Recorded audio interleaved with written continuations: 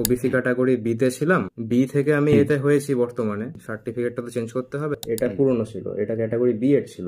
আর বর্তমানে যেটা নতুন হয়েছে সেটা হচ্ছে এইটা। এখানে যে ডিজিটাল ভেরিফাইড এইটা আছে এইরকম থাকবে, আর এটা কিউআর কোড কি নামে আছে সমস্ত কিছু এর মধ্যেই থাকবে। এটা কিন্তু ডিজিটালি ভেরিফাইড হবে, ঠিক আছে? তো যারা বি থেকে এতে হয়েছে অথবা যারা এ থেকে বিতে হয়েছে তাদের জন্য রিভ্যালিডেশন। আজকের ভিডিওতে আমাদের সাথে রয়েছে সৌম্যজিৎ। ইতিমধ্যে সৌম্যজিৎ ওবিসি বি থেকে ওবিসি এ তে কনভার্ট হয়েছে এবং ও রিভ্যালিডেশন করে সার্টিফিকেটও হাতে পেয়ে গেছে। তো এত তাড়াতাড়ি কিভাবে ওবিসি বি থেকে ওবিসি এ তে কনভার্ট হয়ে রিভ্যালিডেশন করে সার্টিফিকেটও হাতে পেয়ে গেল, সেটাই আজকের ভিডিওতে আমরা জেনে নেব সৌম্যজিতের কাছ থেকে। তো সৌম্যজিৎ, তুমি বলো যে তুমি কিভাবে রিভ্যালিডেশন করে তোমার প্রসেসটা কী প্রসেসে তুমি করেছো এবং তার সাথে সাথে তুমি ওবিসি এনসিএলটাও তুলে নিয়েছো।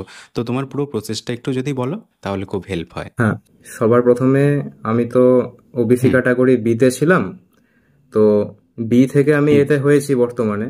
তো আমার সাবকাস্ট হলো তাঁতি তন্তুবাই, ঠিক আছে? সেই হিসাব মতো এখন ভর্তিতে হয়তো সমস্যা আসতে পারে, তার জন্য আমি ভাবলাম বিতে থাকা তো উচিত হবে না নিশ্চয়, সার্টিফিকেটটা তো চেঞ্জ করতে হবে। তার জন্য আমার নিকটবর্তী এফডিও অফিস রামপুরহাটে আমি যোগাযোগ করি ওনাদের সাথে। ওনারা বলেন যে নতুন সার্টিফিকেট তোলার জন্য। সেই হিসাব মতো আমি সবার প্রথমে ওরা বলেছিল যে ওবিসির যে অফিসিয়াল ওয়েবসাইট আছে আদার ব্যাকওয়ার্ড ক্লাসের, তো ওখানে গিয়ে আমি সার্চ করি ওবিসি সার্টিফিকেট নিউ ভ্যালিডেশন বলে একটা ওয়ার্ড সার্চ করেছি। তো তার পরবর্তীকালে যে ওবিসি লেখা থাকবে ওইখানে ওবিসির ওখানে টিপলে পরেই অনেকগুলো অপশন আসবে। ওই অপশনের মধ্যে চেক সার্টিফিকেট বলে একটা অপশন থাকবে। ওই চেক সার্টিফিকেটটা টিপার সাথে সাথে ওখানে লেখা উঠবে তোমার কাছে কি পুরনো সার্টিফিকেট আছে না নতুন সার্টিফিকেট, মানে ডিজিটাল সার্টিফিকেট না পুরনো সার্টিফিকেট। তো ওটা ইয়েস করলে এবং সার্টিফিকেট নাম্বারটা পুট করলে অটোমেটিক সমস্ত কিছু ওরা নিয়ে নেবে। কিন্তু ওখানে একটা কথা মাথায় রাখতে হবে, ওখানে যে ward number, GP ward number, ওইটা কিন্তু ম্যানুয়ালি ইনপুট করতে হবে, কারণ ওটা ভুল থাকতে পারে অনেক সময়, ঠিক আছে? তো ওইটা হয়ে যাওয়ার পরে ভেরিফাই করে দেওয়া হলো। তারপরে সমস্ত কিছু ডিটেলস, বাবা মার নাম, নিজের নাম সহ সমস্ত কিছু অ্যাড্রেসগুলো অটোমেটিক ফুলফিল হয়ে যাবে। বাকি সমস্ত কিছু পড়ে থাকলো যেগুলো, সেগুলো নিজেকে ফিল আপ করতে হবে। তার মধ্যে সবার প্রথমে মনে রাখতে হবে যে ইনকাম সার্টিফিকেটটা ওটা কিন্তু অবশ্যই এসডিও অফিস থেকে অথবা বিডিও অফিস থেকে, যাদের গ্রামে তাদের বিডিও, তাদের প্রথমে পঞ্চায়েত থেকে নিতে হবে। পঞ্চায়েত প্রধান স্বাক্ষর করার পরে সেটাকে অনলাইনে যে ই ডিস্ট্রিক্ট 2.0 পোর্টাল আছে সেই পোর্টালে গিয়ে ওটাকে আবেদন করতে হবে। আবেদন করার পরে সেটা বিডিও অফিস থেকে ভেরিফাই হবে এবং সেটা পূর্ণাঙ্গ একটা ইনকাম সার্টিফিকেটে রূপান্তর হবে। অবশ্যই সেটা কিন্তু বাবা অথবা মায়ের হতে হবে, তাহলেই হবে, তাছাড়া হবে না। যেহেতু আমাদের বয়স এখন 18 বা 20 এরকম মধ্যে ঘোরাফেরা করছে। আর যার বাড়ি শহরে তাদেরকে ওটা পৌরসভা থেকে নিতে হবে। অবশ্যই যেন এক্সিকিউটিভ গ্রুপ এ গ্রেডের অফিসারের জন্য সিগনেচার করা থাকে ওই ম্যানুয়াল সার্টিফিকেটটাতে। সেটাকেও আবার অনলাইন সেন্টারে গিয়ে কোনো সাইবার ক্যাফেতে গিয়ে ই ডিস্ট্রিক্ট 2.0 পোর্টালে গিয়ে ওটাকে আপলোড করতে হবে। তাহলে সেটা এসডিও অফিস থেকে ভেরিফাই হয়ে আসবে এবং সেটা একটা সার্টিফিকেট হয়ে যাবে, ইনকাম সার্টিফিকেট। তো ওই সার্টিফিকেটটা ওখানে আপলোড করতে হবে। তার সাথে সাথে নিজেরকে একটা পাসপোর্ট সাইজ ছবি আপলোড করতে হবে। হ্যাঁ, তো এগুলো দিয়ে ভেরিফাই করতে হবে। আরেকটা থাকে ল্যান্ড ডিটেলস, মানে জমির সমস্ত কিছু আর কি প্রমাণপত্র বা এরকম দিতে বলে। তো ওটা আমাকে বলেছিল আমাদের নিকটবর্তী এসডিও অফিসে যে ওগুলোকে স্কিপ করে যাওয়াই ভালো হবে, কারণ ওটা দরকার নেই, ওটা তাই বলেছিল, কারণ এগুলোতে ঝামেলা থাকতে পারে। নিয়ে সবার লাস্টে একটা অপশন থাকবে ইনকাম ডিটেলসের জন্য। ইনকাম সার্টিফিকেটে যে ডিটেলসটা থাকবে, ইনকাম, ইয়ারলি ইনকাম, ওটাই কিন্তু ওখানে পুট করতে হবে। ঘর থাকবে একটা স্যালারি পার্সনের জন্য, একটা নন স্যালারি পার্সনের জন্য। যাদের গভর্নমেন্ট জব আছে তাদের জন্য স্যালারি, আর নন স্যালারি হলে ওটা সেকেন্ড অপশনটা থাকবে, ওখানে পুট করতে হবে। দিয়ে ওটা ভেরিফাই হয়ে গেল, সাবমিট ডাটা ক্লিক করলে পরে একটা ব্লু কালারের পেজ চলে আসবে এবং সেখানে 3টে অ্যাপ্লিকেশন ফর্ম আসবে, একটা অ্যাকনোলেজমেন্ট স্লিপ আর 2টো অ্যাপ্লিকেশন ফর্ম। সেগুলো প্রিন্ট আউট করে নিয়ে সেটাকে 2-3 দিন পর্যন্ত অপেক্ষা করার পরেও যদি ডিটেলস পেন্ডিং দেখায় তাহলে সেটাকে নিকটবর্তী এসডিও অথবা বিডিও অফিসে গিয়ে জমা করতে হবে। সঙ্গে লাগবে যে ইনকাম সার্টিফিকেটটা আপলোড করা হয়েছিল সেই ইনকাম সার্টিফিকেটটা, তার সাথে লাগবে একটা রেসিডেন্টাল সার্টিফিকেট। আর এই রেসিডেন্টাল সার্টিফিকেটটা কিন্তু ম্যানুয়াল হলে হবে না, সেটা কিন্তু এফডিও অফিস বা বিডিও অফিস থেকে ভেরিফাইড হতে হবে, তবেই হবে। তারপরে আচ্ছা সঙ্গে লাগবে নিজস্ব আধার, ভোটার, প্যান কার্ড, বাবা অথবা মায়ের আধার, ভোটার, প্যান, এই কয়েক ডিটেলস দিয়ে আপলোড করে দেওয়ার সাথে সাথে 2 থেকে 3 দিনের মধ্যে ওরা ভেরিফাই করে দেবে এবং ওই অনলাইনে আপলোড করে দেবে ওবিসির পোর্টালে, এবং সেখান থেকে ডাউনলোড করে নেওয়া হবে। তাহলে এটা ডিজিটাল ভেরিফাইড হয়ে যাবে, আর কোনো কিছু প্রয়োজন নেই। প্রয়োজন পড়লে পরে একটা এনসিএল বানিয়ে নিতে পারো তোমরা, তাহলেই হয়ে যাবে। আচ্ছা, তাহলে ডকুমেন্টস কি কি লাগছে তোমার এখানে? হ্যাঁ, ডকুমেন্টসের মধ্যে বলতে গেলে প্রথমত ডকুমেন্টস যেটা লাগবে অ্যাপ্লিকেশনের সময় সেটা হলো ইনকাম সার্টিফিকেট। আর হুম। সব থেকে মেন যেটা লাগবে সেটা হচ্ছে রেসিডেন্টাল সার্টিফিকেট।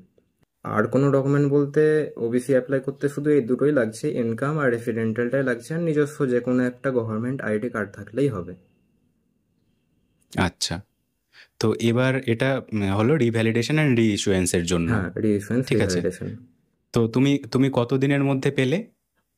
আমি ওবিসি সার্টিফিকেটটা পেয়েছি যেদিন আমি অ্যাপ্লাই করেছিলাম আর কি। ওনারা বলেছিলেন অ্যাপ্লাই করতে, হুম অনলাইনে অ্যাপ্লাই করার পরেও আমার তো 3 দিন পর্যন্ত পেন্ডিং দেখাচ্ছিল ডিটেলস।